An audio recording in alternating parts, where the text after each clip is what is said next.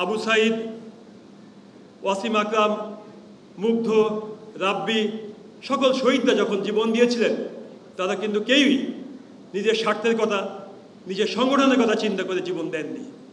তারা চেয়েছিলেন ফ্যাসিস্ট মুক্ত একটা সমাজ ব্যবস্থা গড়ে উঠবে, যে সমাজে সবার সমান অধিকার থাকবে।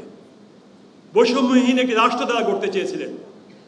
আজকে সেই শহীদের রক্তের 1 বছর পূর্ণ হতে চলেছে, কিন্তু আমরা কি দেখতে পাচ্ছি? দেশ আজ এক গভীর সংকটের দিকে ধাবিত হচ্ছে। এই 1 বছরে আমরা দেখতে পাইনি আমাদের কোনো শহীদের বিচার হয়েছে, আমরা দেখতে পাইনি বৈষম্যহীন সমাজ ব্যবস্থা গড়ে উঠেছে, আমরা দেখতে পাইনি আমাদের যেসব ভাইরা এখনো নির্মম নির্যাতনের শিকার হয়ে অসুস্থ অবস্থায় হাসপাতালে বিছানায় পড়ে আছেন, তাদের সুস্থ চিকিৎসার ব্যবস্থা হয়েছে, এগুলো আমরা দেখতে পাইনি। আমরা দেখতে পেয়েছি কি? কাদা ছোড়াছড়ি। আমরা দেখতে পেয়েছি কি? একটি দলকে কিভাবে জনগণের কাছে হেয় করা যায়, মিথ্যা প্রোপাগান্ডা দিয়ে মব সৃষ্টি করে দেশের যে গণতন্ত্রের পথে যাত্রা, সেই যাত্রাকে কীভাবে ব্যাহত করা যায়, এই সব আমরা দেখতে পেয়েছি। জাতি যখন খুবই একটি অনিশ্চিত অবস্থায় ছিল, কিভাবে আগামী বাংলাদেশ গঠিত হবে, ঠিক তেমনি একটি মুহূর্তে ডক্টর ইউনূসের সাথে লন্ডন বৈঠকের পর জাতি একটি আশা দেখতে পেয়েছিল। জনগণ ভেবেছিল সুন্দর একটি নির্বাচনের মাধ্যমে এটি গণতান্ত্রিক সরকার প্রতিষ্ঠিত হবে, যে সরকার আমাদের সকল শহীদের যে আত্মহতি, শহীদের যে চাওয়া পাওয়া, সেই চাওয়া পাওয়াগুলো পূর্ণ করবে।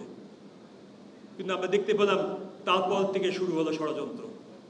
কিভাবে গণতন্ত্রের পথে যাত্রাকে ব্যাহত করা যায়, কিভাবে নির্বাচনকে বানচাল করা যায়, কিভাবে নির্বাচনকে দীর্ঘায়িত প্রলম্বিত করা যায়, তারই একটি নীল নকশা ইতিমধ্যে শুরু হয়েছে। বন্ধুরা আমার, আমরা চাই শহীদের আত্মা যদি শান্তি দিতে হয়, শহীদের চাওয়া পাওয়াকে যদি পূরণ করতে হয়, বাংলাদেশের মানুষের আকাঙ্ক্ষাকে যদি আমরা পূরণ করতে চাই, অবশ্যই অনতি বিলম্বে একটি গণতান্ত্রিক সরকার প্রতিষ্ঠা করতে হবে। সংস্কারের নামে বলেন, যেভাবেই বলেন না কেন, আমরা আর কোনো কিছুই দীর্ঘায়িত করতে দিতে চাই না। আমরা চাই যেভাবে এই সব ছাত্র নেতারা ঢাকা বিশ্ববিদ্যালয়ে ঐক্যবদ্ধ হয়ে ফ্যাসিস্ট হাসিনার মতো একটা নরপিশাচকে ক্ষমতার থেকে নামিয়ে বাংলাদেশ থেকে বিতাড়িত করতে পেরেছিল, আমি আহ্বান জানাবো আবারও সকল ছাত্র সংগঠন ঐক্যবদ্ধ হয়ে আবার একসাথে একটাই স্লোগান তুলবে, আমরা দীর্ঘায়িত সংস্কার চাই না, আমরা দীর্ঘায়িত কোনো তালবাহানা চাই না, অবিলম্বে একটি নিরপেক্ষ নির্দলীয় তত্ত্বাবধায়ক সরকারের অধীনে একটি সুষ্ঠু নির্বাচন চাই। বাংলাদেশের মানুষ তা ভোটাধিকার ফিরে চায়। প্রায় 4 কোটি নতুন ভোটার, এই যুব সমাজ যারা নতুন ভোটার হয়েছেন, এখনো ভোট দিতে পারেননি, তাদের পছন্দের ব্যক্তিকে ভোট দিতে চায়।